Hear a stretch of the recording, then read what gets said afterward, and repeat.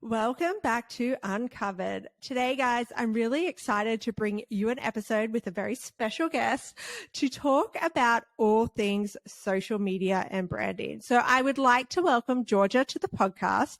Welcome, Georgia. Hello. So Georgia has she's been in the industry since 2007. She started pole dancing in 2007. She's ran a studio, but her day to day is a digital strategist and marketing consultant. She does this for studios, for businesses that are in stigmatized industries, and she helps them overcome some of those challenges of which we can face being pole dancers or being in the sex industry in some capacity. Her background is journalism and also computer science. So what a great mix now with the social media era to have those two things bringing together. So today we're going to talk about how to brand yourself on social media. And I've had this idea for a while, and Georgia has been like that person on my list that I'm like, I need to get her in to talk about this because I think she's just going to do a great job. So I want to kick off with, why might pole dancers want to, or why should they think about branding themselves on social media? I think the obvious one is instructors and performers want to build their brands so that they can get workshops, they can get employment opportunities, basically. But there's way more than that. I think no matter where you are in the pole industry, you can use social media to elevate your profile. Think of it like in a professional capacity, going to the lunch meetups or attending industry conferences or being in some directory. It's getting you in front of the people in your space. And pole, we are so heavily, everyone's kind of heavily into social media. I feel like the whole world is kind of addicted, but pole, because it's such a visual art form and such a community-based thing, social media is where we can connect best with our potential customers, with potential clients. Instagram, we know everybody loves the PD hashtags, and TikTok is just exploding and is so much fun. I think a lot of the time we see all the negatives of social media, which are fair. We see that we get our content taken down, we get, our reach is limited, and we can kind of overemphasize that side of things, and we forget how much social media makes possible for us. So to answer your question, I think that why would someone want to brand themselves on social? It's so that people find you, so they recognize you, so they want to work with you or dance with you or whatever. It's a beacon of who you are. It's like, your little flag, and you I don't know if you want to go outside and meet people in the real world. That's the old school way, and that works too. It really does work when you're allowed to socialize outside. But yeah, online is the new real world, so it's important to show up well. I agree. And I know, being an instructor, when I was teaching a tricks class, that was where I went to learn, like, for new inspiration. The PD hashtags are like the best thing ever, because if you want to find something, we had this filing system on Instagram that is really, really great for our community. And I never really thought of it until I became a studio owner. I never really thought of it as a way to brand myself. I was just sharing cool shit that I did in the studio at the time, or that choreo I learned. But it really can create your personality, especially if you do want to move forward in the industry and become an instructor. I know as soon as we have anybody interested, the first thing I do is go find their Instagram profile. I'm like, what type of things do you do? Even new students who book in for a level assessment, or like a class, if we want to get an idea at their level, we go search them on Instagram to see, like, what type of things are you doing? Like, is this class going to be suitable for you, to make sure that they've booked themselves into the right level? So yeah, I love that you do that. A little bit you go creepy. Do the recon. I'm like, as I was saying that, I'm like, I don't know that I should be saying that. No, I think it's great. I moved to Seattle 2 years ago, and I had to find a pole studio here. So I was emailing around asking for grade assessments and sending them my Instagram links. I was like, here's me doing a shoulder mount. Here's me doing a extended butterfly, Yeah, so these are things I can do. Yeah, exactly. So that works at a personal level. It's like your portfolio. It's great as a, like you were saying, just a filing system. But if we take it to that next level, we can think of, where do I want to show up when people are searching for something? So I'm thinking I want to, for example, get booked to be a judge at competitions. You need to think, well, what someone who hires the judges, what would they be looking for? They'll probably be wanting people who have a business or who have a strong presence, people who look like they've got the expertise, people who maybe run a blog or have a podcast or a platform. So those are the things that someone would be looking for in the opportunity that you want to nab. So brand yourself in a way that you show up in that space. Yeah. And it's also like we are so heavy in Instagram. And I remember when we started TikTok, I was a little unsure of whether or not it's like, are there many pole dancers on TikTok? Like, pole dancers are on Instagram, generally speaking. That's a general thought, right? It may not quite be the case anymore, but there are so many different platforms too. I guess people can make that decision to present themselves on. You've got YouTube, TikTok, Instagram, Facebook. I don't know. Have we hit Snapchat? I don't know if Snapchat's a huge thing. It comes and goes. Good old Snapchat. Twitter, that's not a very popular one in poll, but some of this stuff is like country specific as well. So there was a really big presence of Russian style poll on TikTok, I think before a lot of the poll that we're used to in Australia. And I don't know if that's just because the culture, the app rolled out there faster, the type of performance they do is really visually exciting, so it suited the platform. You know, there's all these different reasons why certain platforms work better for certain personalities and certain niches. And that can be something to consider when you're wondering, like, let's take the judge example again. LinkedIn is something that I don't know very many pole dancers that ever went looking for work on LinkedIn. Most of us aren't really there. It's getting more and more popular, but where are we? It would be our Facebook profiles. Like, that's our LinkedIn, you know? It's got a history of where we've been, what events we've been to, go into your security and privacy settings and preview your profile as public. And what you want to see is a story that says who you are. Go and check out mine. Go to Georgia Mountford Blake when you're not my friend, and then see which things show up, because I've gone and turned certain posts public so that people can see my journey and understand my experience and qualifications.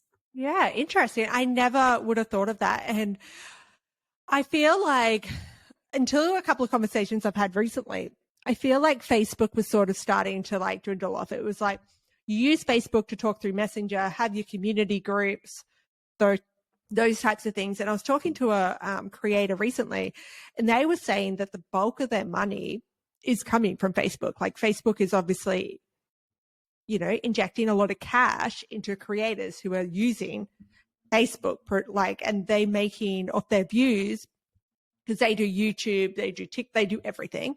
And off their views, that's where they're making the bulk of their money. So obviously Facebook is wanting to bring you back to that platform. And they've done that by bringing the reels in. Like, all the reels can just be automatically posted across to Facebook from Instagram these days. So exactly.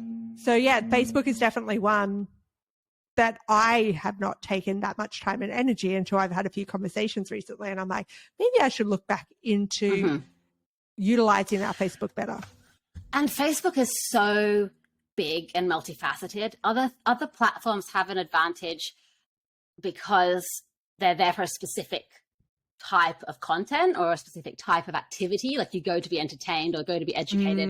Facebook is like everything, a little bit of everything all the time. And people don't like it for that reason, because it's full of people in your inbox you don't want to talk to. It's full of your angry uncle in your feed. Like, you know, Facebook, that the downfall is that it's so big.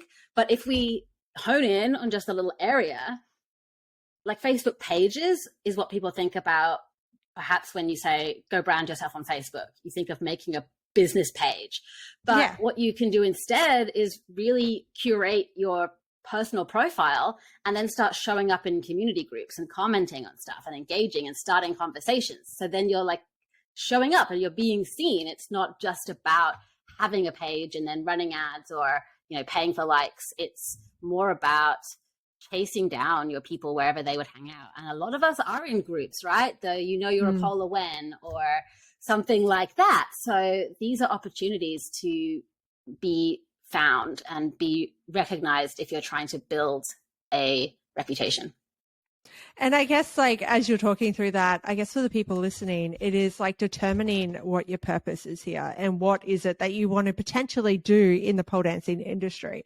If you just want to make cool shit and just post and have your progress, go for it. Like, that's great. And Instagram is great for that. And, you know, you get to see your memories and those types of things that come up. So, however, if you have a goal in the industry, you want to compete, you want to be an instructor, you want to judge, I mean, what other opportunities would potentially exist? Oh, start a brand, like a clothing label. Start a podcast. Be an influencer. Yep. Get affiliate links. That's right. You could be a consultant, like you've got the pole physio and the pole doctor. Yeah, that's a good one. I didn't think about that. Yeah. Yeah. So they're using those platforms to grow their brands to feed into their businesses. And they're not studios. I mean, when you think about a pole business, you normally think about, like, the first thing that comes to my mind is studios, which we are going to do a whole nother episode on that we're really excited about. You think studios or clothing brands. But yeah, it doesn't just have to be that. So everybody can put their hat in the ring here. Yeah. And like instructor training, we've seen a lot of people build courses out. The X-Pole one, Justine's one, Marlo's, and Elevated, I think with, I've forgotten her name. I'm blanking. Anyway, all these different names around the world have created courses, trying to sell systems, like that kind of thing. That's a business opportunity and a goal for how you want to be seen or what you want to be known for in the space. 100%. And business opportunities all come down to like traffic and offers, right? Like you need the traffic there and then you need to make the offer. So even if you're just like, I just want to get a code, like I just want to have like an affiliate link code. You still need the traffic. I want to be that person who can give you a discount on something. Yes. Yeah. Let me be that person that can save you some money so I can earn a little bit of money as well. Yeah. Like even if that is what you're goaling for, or that's something you've thought about wanting to be able to achieve, like that's about having an engaged audience. So, I mean, how can people start building that engagement, or where should they start if they're like, cool, I want the opportunity? Do we just like continue on that judge opportunity? Like, I want the opportunity to be a judge at some point, yeah, I guess where to start. There's so many conflicting views on this. It's like, go where your audience is, go where you enjoy posting. I think that it is important to pick a platform that you do enjoy working on. So TikTok and now Reels is super, super fun for me. I think it's a lot of fun for a lot of creative and performance type people because it's meant to be funny or shocking or surprising or cute and entertaining. Whereas the Instagram feel often is like it needs to be polished and professional and exquisite and amazing. So there are different expectations from what the content is. So I do think it's important to pick a platform that aligns with what you enjoy creating and then check whether or not the people you're trying to reach would be there. So I think there's almost no platform where the answer is no, they won't be there. They'll just probably be there in a smaller amount. But Instagram is like the king of platforms for pole dancers. I mean, that's actually why I made an Instagram in the beginning. Like I didn't have an Instagram account until I wanted somewhere to start posting my pole pictures. So that's where it started. Yeah. And I think that all you really need to do is either start posting content from your existing personal profile and start seeing if people like this stuff, or start a new Instagram page, a new TikTok page specifically for it, and test there. Like either one is good. If you're building out on your personal page, if you already have a following, you already have your algorithm is curated, you're at an advantage there. But I know a lot of people want that separation of concerns, or they want to be able to test things differently. So creating a new account, like they're free. You can change your mind later. You can rename your username. I think a lot of the problem is we trip ourselves up with overthinking it. Like how to start, just start, just post some of your favorite things. Just do it. And then go, if you want to be strategic, go and look at someone who's succeeded in what you're aiming for. So go find a judge's profile on their Facebook page. Go find a international touring artist like Marlo. Or maybe go find someone a few levels lower, like find someone in your city who's well known, or maybe your top instructor or who wins the amateur comps in your area. If you look only a couple of steps above where you are, it's a little easier to see what to duplicate. It's kind of when you see someone like Marlo who's doing these amazing flow combos at this international gala, you're like, well, how do I recreate that? But if you see someone who's sharing their practice videos from when they're at the studio every time, that's more achievable. And you kind of have to put your detective hat on and be like, why though is this video interesting? Like everyone posts some practice stuff, but what's different about when she posts it? It's perhaps because she's got a really clean angle. It's perhaps because she goes afterwards and does a voiceover of what she was doing. It's perhaps because she slow-mos certain parts. Like actually look at what's working for other people and then start putting that into your content. And a really good tip to that too is one thing that I learned was if you go onto Instagram desktop, you can like hover over and you can see the engagement, like the likes, the comments, a lot easier than doing that on your phone. So if you want to go onto somebody like Marlo's page and go, what have been her top performers in the last, I don't know, 10, 12 posts, you can do that just by hovering over. So you can look into those ones to be like, why do people like this? Why did this reel go viral? Yeah, you can do it in the discover or search or explore or whatever they call it. In TikTok, you can go into the filter menu and you can sort by most liked. So immediately you're getting your search results. So you can search something like pole champion and then sort it by most liked. And then you can tab across and you can look at hashtags, videos, people, and you can really do some sleuth work and then recreate what's working. And that is one of, I think it was Ross that, put this light bulb into my head years ago when we first met. And he's like, somebody else has done it before. So everything is Googleable. Literally, like if you don't know how to create a reel, there is so much content out there that tells you how to create a reel. You don't need to go completely from the beginning on your own to figure it out. You can duplicate other people's stuff.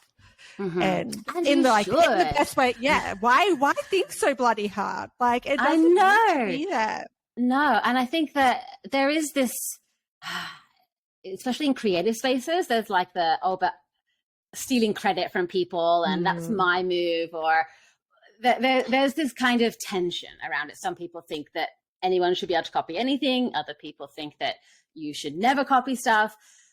I think that we should look at it more as an inspiration bank. It's not that you're copying. I mean, you are if you're going to just do step-by-step their choreo and copy-paste their captions and the hashtags. That is copying. But if you're just looking, it's more like reverse engineering. You look at what's working and then you'd be like, oh, she did a thing about all of her different shoes and she like jumped on the spot and her shoes changed every time she jumped, and look, oh my goodness, she got all of these likes and views. I have amazing shoes, I'll do the same. That's not stealing an idea. That's like jumping on a trend. That's joining in. And I think that we should allow ourselves the grace to be inspired and feel like we can recreate without feeling like, oh, I'm an imposter. I can't think of anything myself. I'm just duplicating. Like, no, we all are. Like, that's the point. We're all out there trying to see what works. And when it works, use it again and again until it stops working.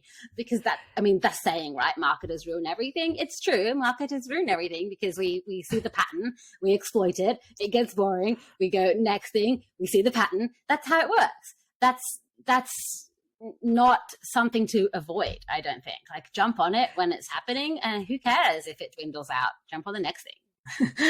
Yeah, and with trends, like if it's a trend that is like let's say the tortilla challenge where you like your mouth is like thing. If you see that, like how can you make that pole related? As an example, like how can you put a bit of a pole spin onto a muggle trend, I guess. Yeah. I enjoy seeing when people just do the trend on the pole. People just sit there and they're on a pole, they're spinning or whatever. You can replace the thing with something niche specific. So what are you stuffing your face with? Like maybe protein bars that you eat before you perform or something. Like you could change it up to be related to your niche. What's another example? Was one like the corn one? You know, that trend. Well, what's the corn one? The corn, it's just a silly song. Some kid was saying like how much he loves corn in some, I don't know, documentary thing or whatever. And he's like, yeah, it's like juicy and it's like got these knobs and it's like the best. And this is this tiny kid going on and on. So then they remixed that into a song, and that song became a meme, and it just kept going and going. So now I'm seeing stuff like people are, I don't know if it's Adidas or Nike or some like big shoe brand. They are making a joke of the joke, and they're like, when your social media manager says you have to incorporate corn in your next meme somehow, and it's just this guy like just trying to stuff corn in their shoe, and it's like, it's so silly, but it's just enjoyable. Part. Yeah. And I liked Stargazer did an example with corn exactly, and they just replaced the word corn with pole. So that's Deb's studio, and she was like, yep. And it's like, I really love corn. Every time the word corn came out in the audio, just the word pole was blasted on the screen. And it's like, it's the best. And you have all these great friends. And she kept changing what the words were on the screen, which is kind of the point of a lot of the audios. Like so many of the lip syncing trends on Reels and TikTok, there's a underlying structure. And it's something like, here's a happy thing, here's a sad thing, here's a difficult thing. Or it's a structure like, I have a problem, I tried a thing, it didn't work, I tried a thing, it did work. So there's patterns like that under the audio, and that's what you need to pay attention to, not the actual words, but the structure under it. So then you can change it up, and it can be like, I was trying to do my jade split, but then this happened, rather than trying to make it literal in the meme or the audio or the trend. Like, you can take it and tweak it. Yeah, have fun with it. Get creative. It doesn't have to be the exact thing. And I know from a business perspective, and we'll talk more business in the next episode, but I go and look at other fitness industries and what are they doing and what's working really well for CrossFit or FitStop or all these other things. And I'm like, how can I bring this into pole? So I'm looking, because back to your point of like, some people get funny about replicating. I'm like, I try to stay out of the pole industry and replicate what I see going on in there, unless I feel that I can do it in a completely different capacity. But yeah, I'm personally all about rising tide lifts all boats. And I like, if I see something in the pole industry and I want to copy it, I would probably just throw love on them. Like in the comments, like, oh my God, this is so great, I need to do it too. When you post it, you say in the caption, thanks to so-and-so for the idea. Like it's okay to be inspired by people. It's the only issue is when you recreate something and pretend it was your idea originally. Yeah. That's where people feel funny about it. At the same time, you might have had the same idea as someone else. You're not always copying just because you have the same idea. Yeah, and you might just have the same inspiration, the same stuff that's coming into your feed, because you might like the same things, and that's okay. What a surprise. Wouldn't you, Yeah. you like the same things as another pole dancer? Oh my God. Oh my God. So, one of the things I know people, and I was just having a chat with a friend just yesterday, she's just kicked off her own Instagram page for her business. And she was like, I'm over the posting already. So how often should people be posting? Oh, I love and hate this question. So the answer is as often as is sustainable for you, with an asterisk of like, don't do never, like, you need to try to you put yourself out there. Yeah. But consistency is more important than frequency on most platforms. So frequency is like, do I have to post every day, or what time do I post at, or something like that? Whereas consistency is more like, I never have big, long, dry spells. You can come to my account and you'll find new content each time. Consistency looks like that, like teaching the algorithm that you are a reliable source of new goodies. And you are someone who, if they're kind of like your ambassador in a way, like they're putting your video in front of their audience, right, on the platform. They want to know that when someone sees that video, they're going to have a good experience. They might go to your page, they might like it some more. If that's not happening, the algorithm's going to learn like, oh, this person's quality is low, we'll focus on something else for a while. So how often, it's about how often can you do it and keep it up.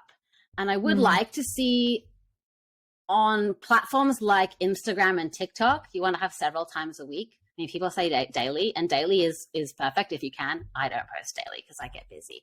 But, daily is ideal if you can, even if it's just a story. Like, you don't have to do a big epic post with a story. Haha. I mean, with a beginning, middle, and end.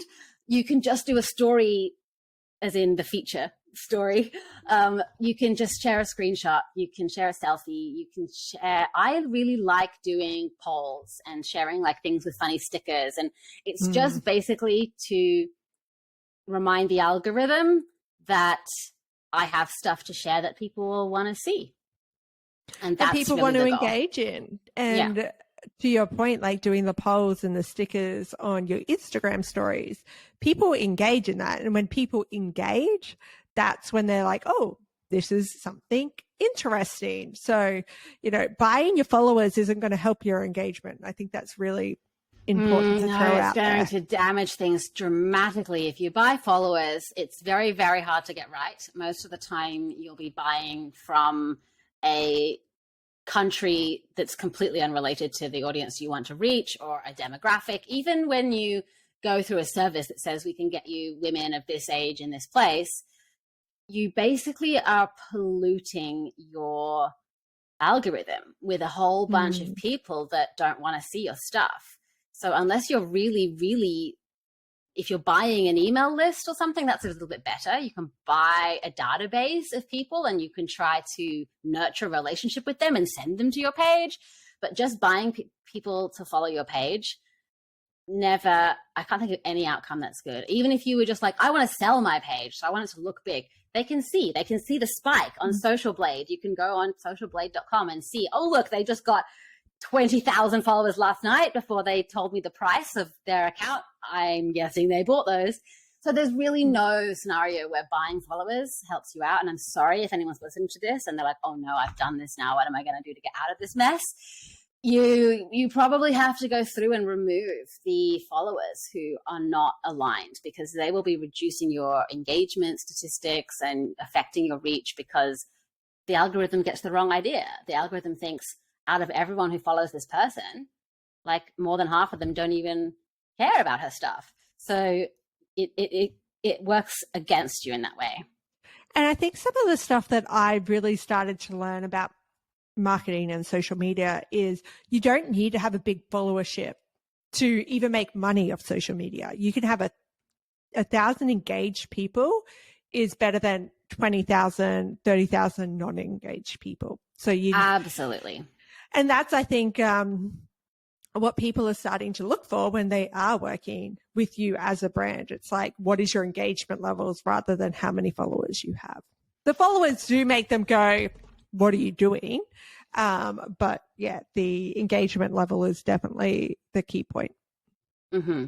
Yeah, engagement level and quality of the audience. If I've got a whole bunch of followers who are all, let's say, pole studio owners, because I've been sharing value and providing content that they like and they've followed my account, someone like Xpole who wants to sell poles to studio owners is going to be more interested in me saying I have 300 people who are who currently own a studio, rather than, hey, I have 30,000 people who may be interested in pole, or maybe just their girlfriend is, or, you know. So it's who do you have access to that someone else would want access to, that makes you in a position to be an influencer or an affiliate marketer or something like that. And your size of your following rarely matters then, unless you're going for like, I want the blue check mark, I want to be on TV. Some of these other big milestones, you know, vanity metrics matter. But in terms of actually getting results for monetizing your business, we don't care how many people, we care which people, and we care whether those people are reading your stuff. And I know when we went viral on TikTok and we got the bulk of our followers the first time, our audience has now shifted, but 50% of them were male. And this was like when we very first started TikTok. And because I was talking to people and they're like, you know, you should look at monetizing, you should look at this. And I'm like, I know what the pole audience like market looks like. I don't have the right market for that right now. Like, I need to start shifting my content, which I did, to target more women in that particular situation, because that is the bulk of our target market is females or femme. Like, so I had to shift that, and I did get that shifted eventually, but it took some trial and error to get there. So I think that's a really good example of what is the right target market. And yeah, exactly. And that goes into the buying followers too, because you'll often end up with the wrong target. But also you touched on a pain point, I think, for a lot of people, when you go accidentally viral and you attract a huge amount of audience you didn't want. And that does happen a lot in pole, because we're very compelling women and people just really want to follow us. So yeah, whether they like pole or not. So my advice there is, don't worry too much if it's a small amount. Like, you're always going to have some followers that aren't your ideal buyers. That's fine. If anything, they just help like boost you in the algorithm, really, because they your engagers, and that's not a bad thing.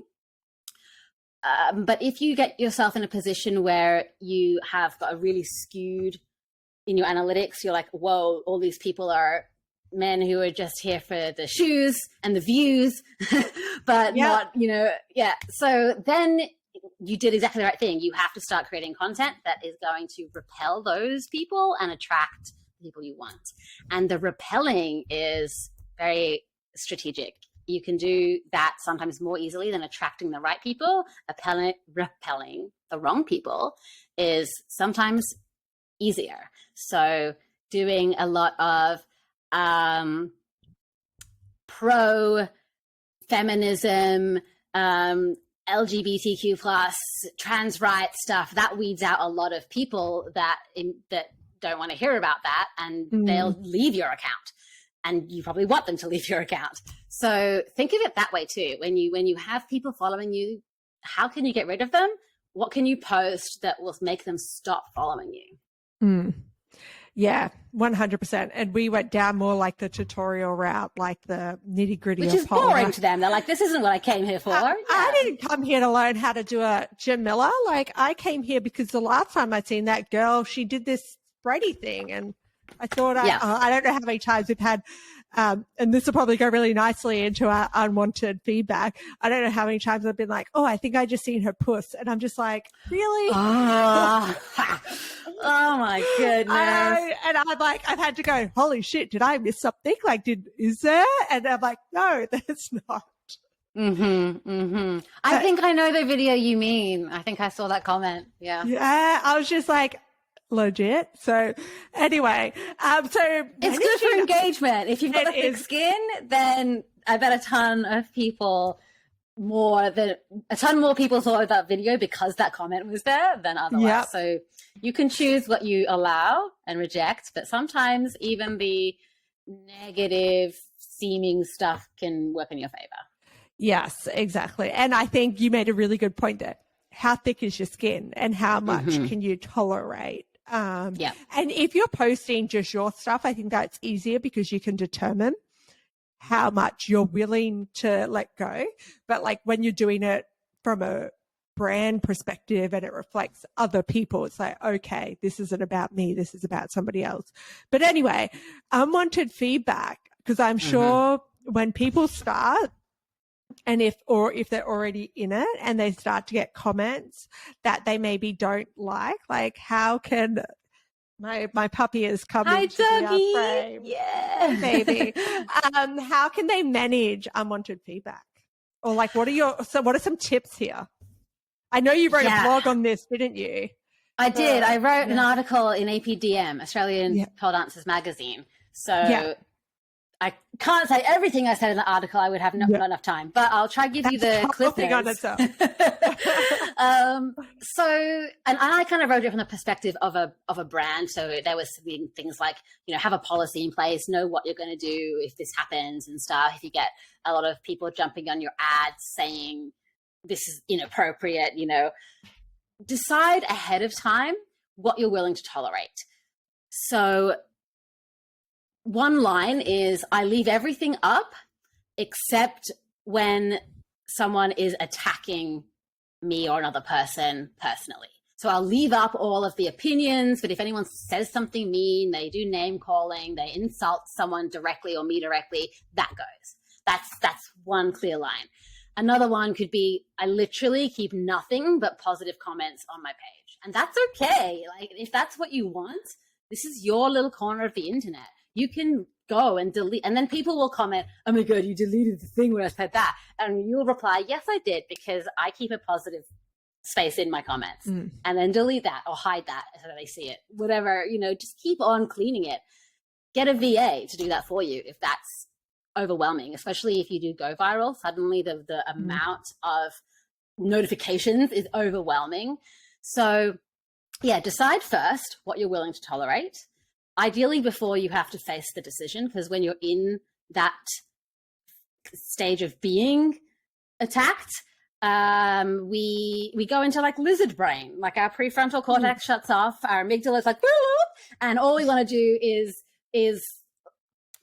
the dramatic action. So like, I'm going to close my account. So like, that's kind of the feeling we get into, and we want to have had something like more logical in place before that. So what that can look like is, deciding what you will and will not tolerate, and then deciding how you would respond as well. Like, are you going to delete it, or are you just going to hide it? Are you going to reply something? Like, we don't allow that here. And I find it useful to have a persona for that, especially if you're a brand, like a studio or a event. You need to decide, are you going to come across as like the mama bear, or as the mama hen, or as the professional, like brandishing a stick, or as the sweetheart who's just coming to tell you the bad news. Like, you've got all these different personas, and then you can use that to inform your reply. So if I'm like, okay, my persona is that I'm going to be the polite, professional, composed person, then I'll make sure my replies are all nice and grammatical and not emotional, and I'll have like a copy paste statement that I use. If I decide my persona is that I'm more of like I'm protecting my brood and I'm like the mama bear and I'm going to get my claws out, then I can be more sassy in my comments and be like, oi, that's not okay here. Angry face emoji, So that makes a big difference because it's like a wall, right? Like your persona personally might be, you're such a meanie. Why would you say that? And you can be the sweetheart persona if you want, but also maybe you want to have a different persona. Maybe you want the supportive friend who keeps people in line. That's another good persona. So you can come in, you can actually have someone else like on your team do this, and it would be like, hey, that's not a very nice thing to say to Steph, you know, we prefer to keep things in such and such and such a tone. So having a different person comment, even yourself with a pretend name. Like, I cannot tell you the number of people that I know in the business world who have like receptionists that don't exist, but it's just so that they can, you know, say like, oh, we'll pass it on to so-and-so, and then you can send back like a more strict and direct. I mean, it's sad that we kind of have to do that, but you know, the studies about when you switch your signature from a male name to a female name, it's outrageous. Oh, yes. So you can do that in comments. You can literally just have a different pretend name that comes in to deal with the bad comments, and use that as your wall. Know what you're up against beforehand, and don't feel like you have to accept anything you don't want to accept. It's your space. 100%. And I find personally, I have different personas depending on the platform. Like, because TikTok is so much more savage, and I actually, from a business perspective, each of my platforms have different purposes.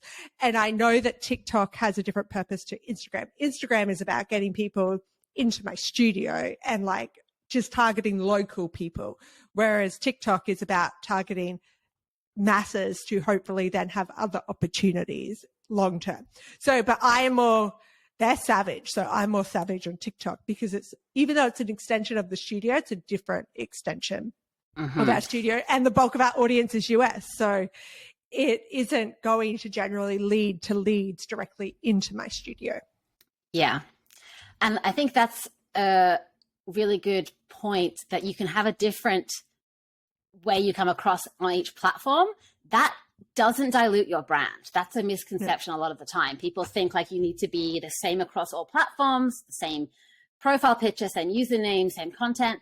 To some extent, that consistency helps. But think of each platform like a physical space in the world. LinkedIn is maybe the industry conference.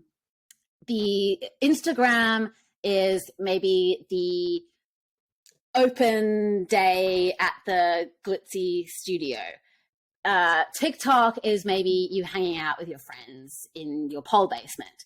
Like, think about each one. You're still you at work. You're still you on stage. You're still you with your friends, but you're kind of like different versions of you. And that's the same for your brand. You can be sassier where the platform likes sass, and you can be more buttoned up where the platform wants that. And that's not, that isn't compromising your brand. You have to have a variation of your brand in each place. Yeah, 100%. I agree. And I think it is okay to be that. You might want to do the trends on TikTok, but you might only want to post inspirational stuff on Instagram because that's where it does better. So yeah, exactly. Wow, we've uncovered a lot around brand today. Is there anything else you want to like tell our listeners before we sort of wrap this up? Yeah, I think, well, we just started touching on it there, and I think the word brands can have a bad rap sometimes. And I get why, because it feels restrictive or maybe fake, right? Like it seems, hang on, everyone's telling us to be authentic and genuine and show up as ourselves, but then also you're telling me to like create a brand and decide how I want to be seen. And then they're not in conflict as much as it might sound. And also the fact that as a pole dancer, we often have so many different layers to ourselves. As a human being, we have so many different facets, let alone, I do think that in the creative and artsy spaces, we just like, with 10x the amount of like variability in how we come across and what we enjoy doing and what our interests are. But yeah, humans are multifaceted.